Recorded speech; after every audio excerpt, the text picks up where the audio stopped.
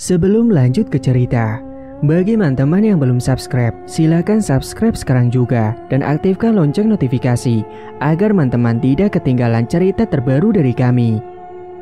Dan tidak usah lama-lama, langsung saja kita masuk ke ceritanya.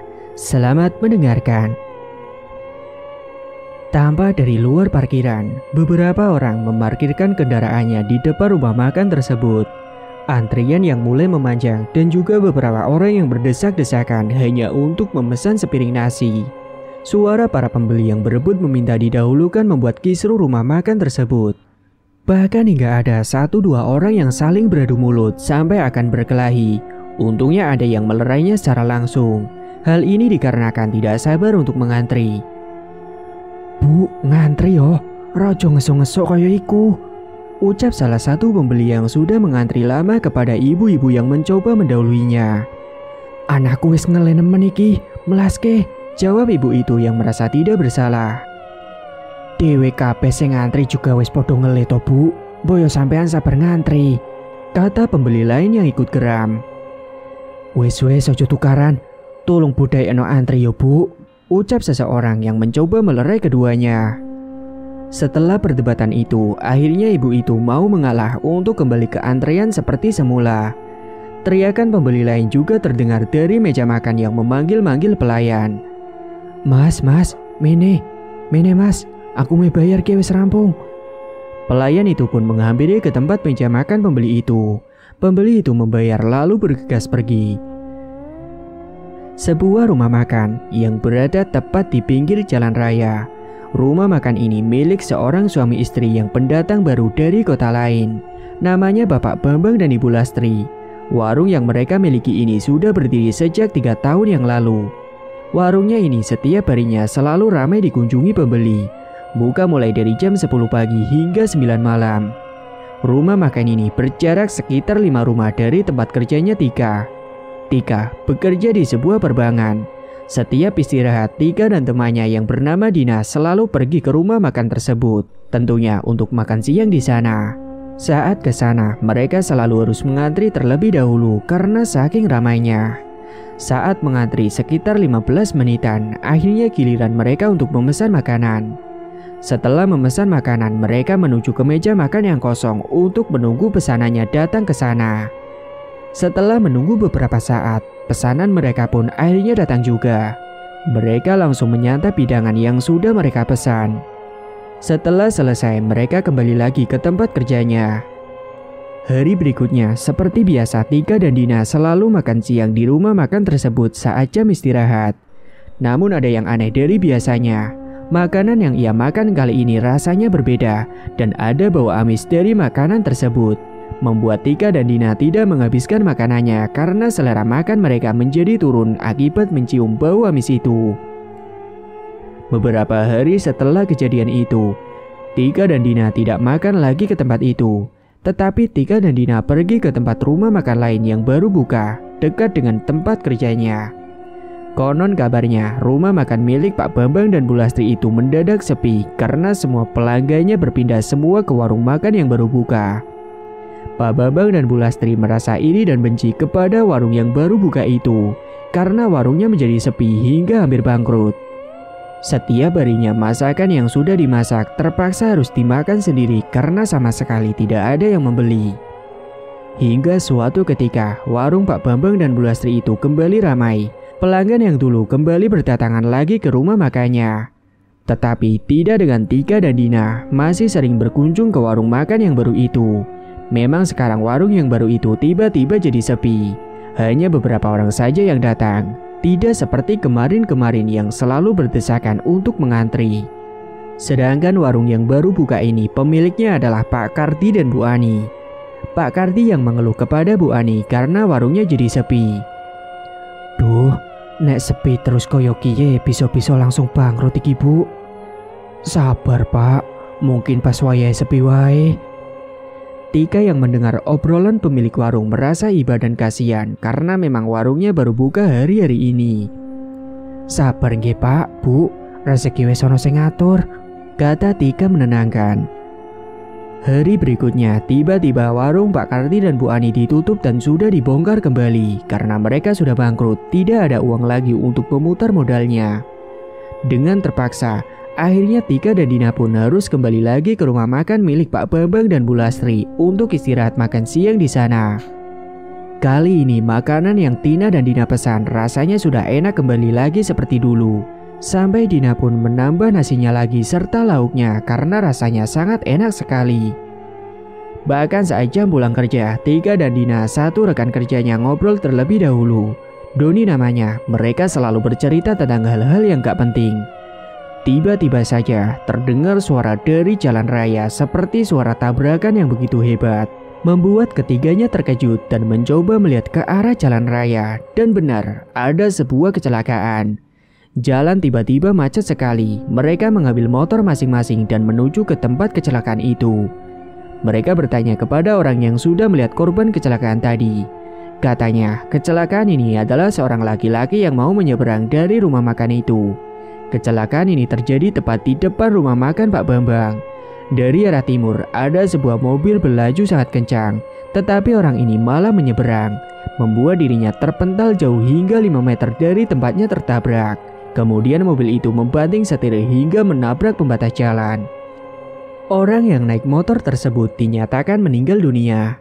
Sekarang jenazahnya dibawa ke rumah sakit terdekat, sedangkan penumpang yang ada di dalam mobil itu hanya mengalami luka ringan. Hanya saja mobilnya ringsek parah. Mereka juga langsung dilarikan ke rumah sakit terdekat menggunakan ambulan untuk pengobatan. Tika, Dina, dan Doni yang mendengar peristiwa mengerikan itu langsung bergegas pulang masing-masing ke rumah. Kecelakaan itu terjadi pukul 5:30 sore menjelang maghrib tiba. Keesokan harinya, Tika, Dina, dan Doni berangkat kerja seperti biasanya. Siang ini saat istirahat, tumben Doni mau ikut makan bersama Tika dan Dina. Padahal sebelumnya kalau diajak makan bersama selalu menolak, alasannya masih melanjutkan pekerjaan. Mereka memesan makanan seperti biasa. Kali ini yang mereka pesan 3 porsi karena nambah Doni. Terdengar obrolan orang-orang yang ada di dalam rumah makan tersebut. Mereka mendengar semua orang sedang membicarakan tentang kejadian kecelakaan kemarin sore di depan rumah makan ini. Ternyata berita itu sudah menyebar ke seluruh masyarakat. Karena mungkin ada beberapa orang yang mengabadikan momen kecelakaan tersebut dan segera disebar ke sosial media mereka. Pesanan mereka datang dan mereka langsung menikmati makanannya masing-masing. Doni tiba-tiba ingin buang air kecil. Dia izin kepada Tika dan Dina untuk pergi ke toilet terlebih dahulu. Setelah beberapa menit, Doni datang dengan wajah yang berbeda dari sebelumnya. Raut wajahnya sumringah seperti telah mendapatkan uang kaget. Tapi saat ditanya Dina, jawabannya hanya gak apa-apa. "Kowe iki ngopo? Moro-moro guyang-guyu dhewe ka di toilet katon sumringah?" tanya Dina. "Rapopo, wis lanjut bae mangane." Mereka pun melanjutkan kembali makannya dan setelah selesai mereka pun membayar dan langsung kembali bekerja. Keesokan harinya, Tika, Dina, dan Doni berangkat kembali untuk bekerja. Sepulang kerja, Tika tiba-tiba mengajak Dina tidak seperti biasanya untuk mampir makan ke rumah makan Pak Bambang karena lapar. "Din, ayo mangan sing nggon rumahe makane Pak Bambang. Aku ngele nemen iki," ajak Tika pada Dina. "Ayo, aku juga tumben ngele iki. Melo Radon," kata Dina mengajak Doni. "Oralah, tanggung tugasnya sedilut maning rampung iki. Kowe podo disitan bae mono," jawab Doni. Tak seperti biasanya, Doni lembur menyelesaikan tugasnya. Karena Doni gak mau ikut, Tika dan Dina pun akhirnya meninggalkan Doni sendirian. Tika dan Dina mampir terlebih dahulu di rumah makan Pak Bambang. Pesanan mereka pun sudah datang dan mereka langsung menikmati makanannya. Saat sedang menikmati makanan, tiba-tiba saja terdengar suara tabrakan sangat kencang dari dalam rumah makan itu. Membuat semua orang yang ada di dalam rumah makan berlarian keluar, termasuk juga Tika dan Dina yang ikut keluar untuk melihat apa yang sedang terjadi. Ketika Tika dan Dina sangat penasaran, mereka mendekat ke lokasi kejadian itu. Kata orang yang menjadi saksi detik-detik tabrakan itu, katanya ada seorang laki-laki naik motor. Dia sedikit oleng hingga menyenggol sebuah mobil di sampingnya yang membuat pemotor itu jatuh. Dan belum lama datanglah sebuah truk bermuatan besar menuju ke arahnya hingga motornya ringsek parah. Tika dan Dina seperti mengenali motor itu. Setelah ada orang yang mencoba mengangkat orang tersebut, ternyata itu adalah teman kerjanya, yaitu si Doni. Tika dan Dina terkejut melihat hal itu. Ketika mereka mencoba memastikan dan mengamati motor yang tergeletak di jalan itu, ternyata benar. Motor itu adalah motor milik Doni yang baru seminggu Doni beli dari uangnya sendiri selama dia bekerja di bank. Motor itu belum ada platnya, masih sangat baru. Doni akhirnya ditolong beberapa orang dan langsung dilarikan ke rumah sakit. Tika dan Dina juga mengikuti Doni dari belakang menuju ke rumah sakit. Saat sampai di rumah sakit, Doni dibawa ke ruang UGD. Mereka pun hanya menunggu di depan ruang itu, karena tidak boleh ada satu orang pun yang masuk ke ruangan itu. Yang boleh masuk hanyalah dokter dan perawat saja. Sambil menunggu, Dina lalu mengabari keluarga Doni yang ada di rumah. Hingga setelah 1 jam kemudian keluarganya datang. Ayah, ibu, dan kakaknya datang dengan perasaan yang cemas dan takut kenapa-napa dengan Doni. Beberapa jam mereka menunggu di depan ruang UGD. Akhirnya Doni dipindah ke ruang pasien. Tika dan Dina yang melihat tubuh Doni merasa aneh karena tubuhnya masih utuh seperti semula. Sama sekali tidak ada luka parah. Padahal mereka tahu kalau Doni tadi terlindas truk yang bermuatan besar. Sedangkan motornya saja ringsek parah. Kata dokter, Doni tidak terluka parah, hanya saja dia mengalami koma. Mendengar penjelasan dokter, ibunya Doni tiba-tiba jatuh pingsan. Tika mencoba menenangkan kakak perempuan Doni yang namanya Mbak Wina. Dina dan ayah Doni berusaha untuk membangunkan ibunya dengan minyak kayu putih, namun belum sadarkan diri juga. Mungkin karena beliau masih syok. Hingga sekitar 30 menitan, akhirnya ibunya sadar. Tika dan Dina pun pamit karena sudah malam. Mereka takut dicari orang tuanya karena belum pulang. Beberapa bulan kemudian, Tika dan Dina berencana sepulang bekerja akan menjenguk Doni ke rumah sakit. Sudah berbulan-bulan Doni masih saja koma, belum sadarkan diri. Sampai orang tuanya memanggil orang pintar untuk datang ke rumah sakit. Mereka terus mencoba mendoakan Doni supaya Doni cepat sadar. Sebelum orang pintar yang dipanggil oleh ayah belum datang ke rumah sakit, Tika dan Dina yang sudah sampai duluan. Dina menceritakan kepada semua di ruangan Doni bahwa semalam dia bermimpi bertemu dengan Doni. Tapi tubuh Doni dalam keadaan yang hancur parah. Wajahnya penuh dengan darah dan berteriak kesakitan seperti sedang disiksa. Mendengar cerita Dina, mereka semua seakan tidak percaya dan menganggap itu hanyalah mimpi belaka. Beberapa menit kemudian, Pak Kiai atau orang pintar ini datang ke ruangan. Pak Kiai juga menanyakan kronologinya gimana. Ini kronologinya piye maune? Iki maune kronologinya piye? Kelindes truk pak, nang ngarep rumah makannya Pak Bambang, jawab Dina singkat.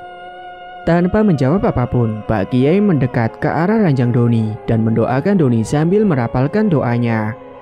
Setelah selesai merapalkan doa, kata Pak Kiai, Doni ini akan dijadikan tumbal penglaris pesugihan dari rumah makan Pak Bambang. Mendengar ucapan dari Pak Kiai, orang tuanya langsung marah dan geram. Namun Pak Kiai mencoba menenangkan mereka. Tenang Pak, Bu. Engko esok dhewe kabeh mono ngecek warunge, kata Pak Kiai. Keesokan harinya, Pak Kiai dan ayahnya Doni pergi ke rumah makannya Pak Bambang. Mereka ke sana sebelum dibuka, karena mereka hanya akan mengecek rumah makan tersebut. Hingga sesampainya di sana, Pak Kiai berdiri di depan pintu rumah makan itu dan melihat sekeliling sambil membacakan doanya. Memang benar, kata Pak Kiai, rumah makan itu menggunakan penglaris yang selalu mencari tumbal orang-orang yang lewat sekitar di depan rumah makan itu atau bahkan pengunjung yang makan di situ. Saat menerawang, pemilik rumah makan tersebut sudah memasang beberapa uang di sana yang kemungkinan dulu Doni mengambil uang tersebut dan memakai uangnya itu untuk membeli sesuatu. Akhirnya Doni yang sudah tertarik dengan uang itu, dia pun menjadi tumbal penglaris berikutnya. Hingga setelah kebenaran itu terkuak, Pak Kiai dan ayah Doni bergegas ke rumah sakit untuk segera mungkin menyelamatkan Doni. Tapi saat melewati tumbukan bambu yang sepertinya bekas warung jaraknya dekat dengan rumahnya Pak Bambang, Pak Kiai menyuruh ayah Doni berhenti sejenak. Ia merasakan ada sesuatu kejanggalan di warung ini. Saat dicek, memang benar dulu warung ini bangkrut karena ulah licik Pak Bambang dan istrinya karena merasa tersaingi. Mereka menaruh sosok jin besar yang menghalangi pintu warung milik Pak Kardi dulu, yang sekarang nggak tahu di mana kabar Pak Kardi dan Bu Ani.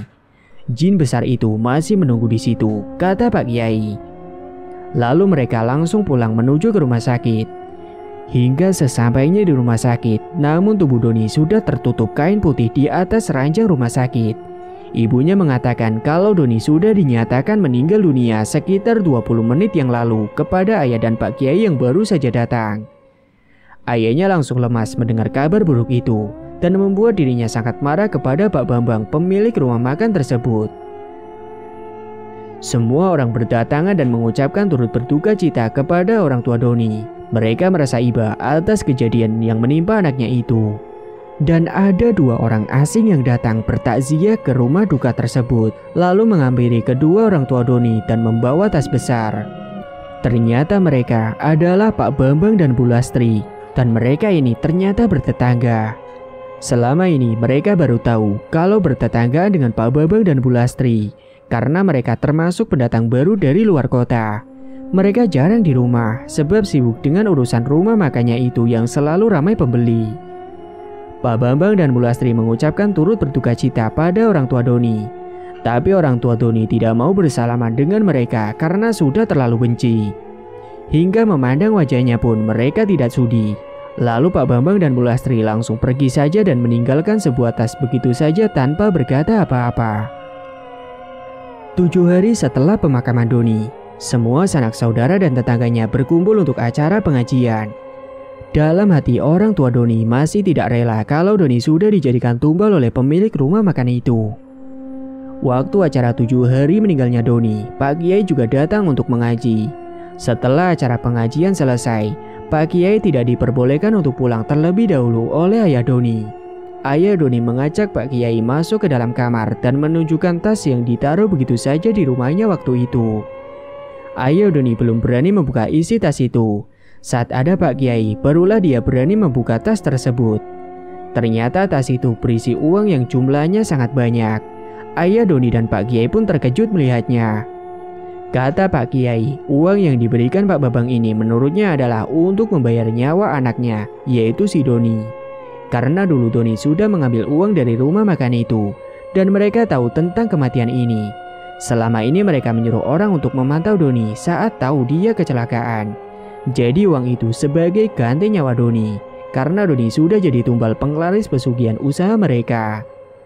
Menurut mereka, uang itu tidak seberapa karena sudah mendapat tumbal baru yang akan membuat mereka memiliki uang berkali-kali lipat dari uang ini. Mendengar penjelasan dari Pak Kiai, amarah ayah Doni langsung memuncak. Ayah Doni yang sangat tidak terima dengan semua ini mempunyai rencana bahwa besok akan mengajak Pak Kiai dan seluruh warga desa untuk mengusir keluarga Pak Bambang dan Bu Lastri pergi dari desa mereka. Dan keesokan harinya, ayah Doni dan warga yang lain dan juga Pak Kiai berbondong-bondong menuju ke rumah makan milik Pak Bambang dan Bu Lastri yang masih ramai dengan pengunjung. "Metu kowe, mene!" teriak ayah Doni dari luar rumah makan, yang disertai dengan sorakan teriakan dari para warga. Beberapa saat kemudian, akhirnya Pak Bambang dan Bu Lastri pun keluar dan semua pengunjung juga berhamburan keluar karena penasaran. Lalu ayah Doni langsung melemparkan tas yang berisi uang itu kepada Pak Bambang. "Kuwi duitmu, aku ra butuh. Aku butuh anakku mulih. Anakku sing wis didadekke tumbal penglaris usahamu kiye," ucap ayah Doni yang sangat geram. Namun Pak Bambang belum menjawab. Para warga sudah berteriak-teriak untuk mengusir keluarga Pak Bambang dari desa ini. Namun beberapa saat kemudian ada Pak RT yang mencoba menenangkan situasi ini. Sudah, cukup. Kita omongkan baik-baik saja. Tidak enak dilihat orang banyak," kata Pak RT. Setelah sepakat dengan keputusan yang telah disepakati, akhirnya Pak Bambang dan Bu Lastri pun yang akan mengalah. Mereka akan pindah dari desa ini dan akan menutup rumah makan tersebut. Sedangkan ayah Doni dan istrinya sudah mencoba ikhlas untuk melepaskan kepergian anaknya. Beberapa hari kemudian, Pak Bambang dan keluarganya itu sudah pergi gak tahu kemana arahnya. Rumah makan miliknya pun sudah ditutup.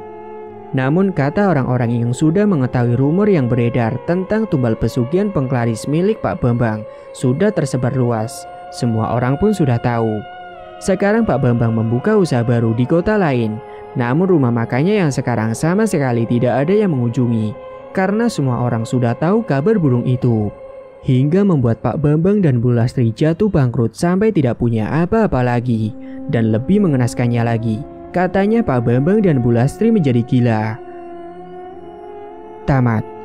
Cerita pun selesai. Terima kasih bagi teman-teman yang sudah menyimak cerita hingga akhir. Dan bagi yang belum bergabung, silakan tekan tombol subscribe sekarang juga dan aktifkan lonceng notifikasi agar tidak ketinggalan info updatean terbaru dari kami. Sekian dulu dari Mang Ripan, terima kasih sudah menyimak. Wassalamualaikum warahmatullahi wabarakatuh.